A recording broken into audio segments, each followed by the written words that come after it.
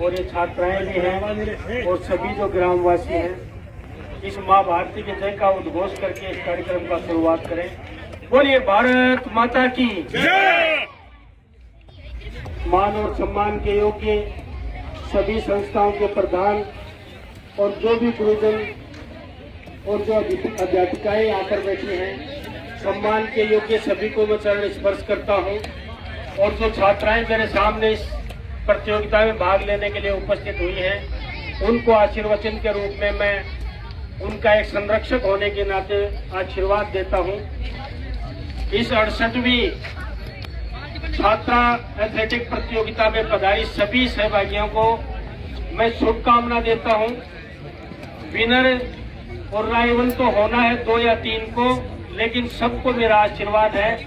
और जो संस्थापक यहाँ पर जो खेल के आयोजक है और पीटीआई का जो लगभग 72 पीटीआई यहाँ पर मुझे अवगत कराया गया है, 64 टीमें हैं और 19 टाइप के इवेंट्स यहाँ पे होने वाले हैं। और सबसे बड़ी बात तो यह है कि ये छात्राओं का प्रतियोगिता है, इसलिए मैं आपसे आयोजक महोदय से निवेदन करता हूं इस गर्मी के समय में इनका पूरा ध्यान रखें, क्योंकि बच्चियां हैं, इतनी तेज गर्मी है। पानी की व्यवस्था समय पे अल्पाहार की व्यवस्था अगर करेंगे, किसी को डिहाइड्रेशन ना हो, मैं समझता हूं इस ग्राउंड के अंदर जो हमारे जिले का सबसे बड़ा ग्राउंड है और इसमें प्रतियोगिताएं होती रहती हैं। और यहाँ पर सबसे सरल सहज उपलब्ध इंजीनियर धर्मपाल है। यहाँ पे छोटा सा काम भी होता तो इंजीनियर धर्मपाल को, क्योंकि मेरा 2 पॉइंट पे ऑफिस है और 1.5 पॉइंट पे मेरा घर है।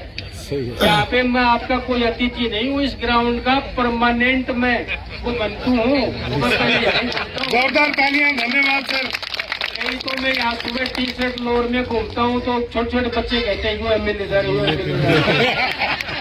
मैं अतिथि हूँ, मैं यहाँ का आपके घर का सदस्य हूँ। और बड़ा सौभाग्य है कि पूरे जिले का इवेंट यहाँ पे हो रहा है, हमारा सौभाग्य है।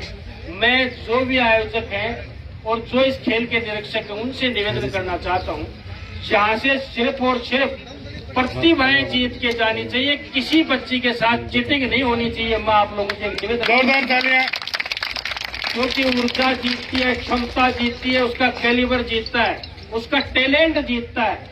और अपनी टीम को और अपनी स्कूल को जिताने के लिए हमने देखा है, पहले बहुत पहले भी देखा है, हम भी पढ़े लिखे हैं, देखा है कई बार जान लड़ा देते हैं अपनी संस्था को जिताने के लिए, चाहे वो किसी भी तरीके से फाउल खेल के जिताया जाए, चीटिंग करके जिताया जाए, लेकिन उससे प्रतिभा का सम्मान नहीं होता, प्रतिभा का अपमान होता है। और जो अपनी खुद की ऊर्जा से जीतता है और जो टीम खुद की ऊर्जा क्षमता से जीतती है, वही देश को और प्रदेश को अच्छा खिलाड़ी दे सकती है। बेईमानी से जीतती हुई टीम कभी भी देश प्रदेश को एक अच्छा खिलाड़ी, अच्छा एथलीट नहीं दे सकती। ये मैं आप लोगों से निवेदन करना चाहता हूँ। और ये बच्चे सामने बैठी है, बच्चियाँ, इनसे इतना निवेदन करना चाहता हूँ, कभी भी जीवन में कोई मौका अंतिम नहीं होता है। ये मेरा आज तो आपके समझ में नहीं आएगा, लेकिन भविष्य में एक बात समझ में आएगी। जीवन में कोई मौका अंतिम नहीं होता है, जीवन मौके देता रहता है। मौका अगर कोई नहीं देती है तो सिर्फ मौत मौका नहीं देती है, जीवन में तो असंख्य बार मौके मिलते रहते हैं। एक पराजय से निराश होने वाला विद्यार्थी, एक पराजय से निराश होने वाला मनुष्य कभी जीवन में कोई उपलब्धि प्राप्त नहीं कर सकता। आदमी को सतत प्रयास, पूरी ईमानदारी और पूरी मेहनत से प्रयास करोगे तो एक दिन निश्चित रूप से सफलता आपके कदम चूमेगी, इतना विश्वास आपको दिला सकता हूं। और ये बहुत शानदार बात है कि आजकल बच्चों के सारे गेम होने लग गए। देखो हमारे जमाने में तो लड़कियां सिर्फ गीत गाने के काम आती थी और कोई काम नहीं आती थी। पहले कोई इवेंट होते ही नहीं थे। हम तो देखो इतने ज्यादा पुराने भी नहीं है, ऐसे ज्यादा पुराने भी तो लेकिन हमारे टाइम में मैं जब 8वीं तक पढ़ा तो मेरी पूरी स्कूल में 5 बच्चियां थी। उस टाइम का दृश्य देखो आप भी उसके गवाह हो गए, आप लोग भी ऐसे ही माहौल में पढ़े हो। जब मैंने इंजीनियरिंग की तो पूरे 60 के बैच में एक गर्ल्स। आजकल गर्ल्स कहाँ पहुंच गई, कहाँ कंपटीशन में बच्चों को, लड़कों को पीछे छोड़ गई। ये समय का एक दौर है, समय के दौर में जो गति से चलता है वो आगे निकल जाता है और जो गति धीमी रखता है वो पिछड़ जाता है। ऐसा दृष्टांत आता रहता है। कई वर्षों तक किसने राज कर लिया, कई वर्षों तक किसी को करने दो। ऐसा एक प्रकृति का नियम है क्योंकि हम पुरुषों ने हजारों साल तक राज कर लिया, अब 500-400 साल महिलाओं को राज कर लेने को बिल्कुल जोरदार। और नौजवानों ने तो वैसे भी तैयारी कर ली है।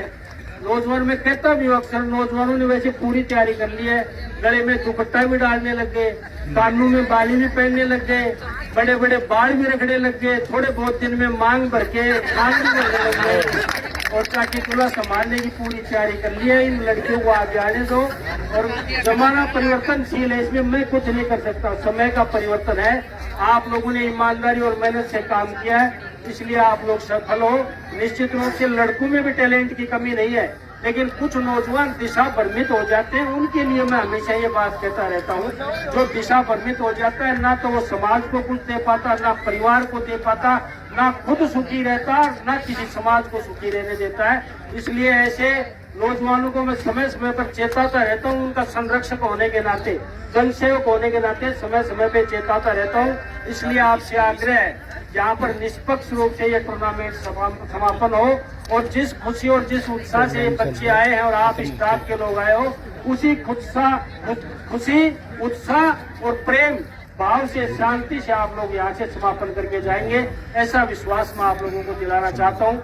मेरे लायक कोई भी सेवा हो, किसी भी तरीके की सेवा हो, आपका ये जनसेवक आपके लिए तैयार है। इन्हीं शब्दों के साथ अपना कथन समाप्त करते हुए अपनी वाणी को विराम देता हूँ। बहुत बहुत धन्यवाद, सबको राम राम।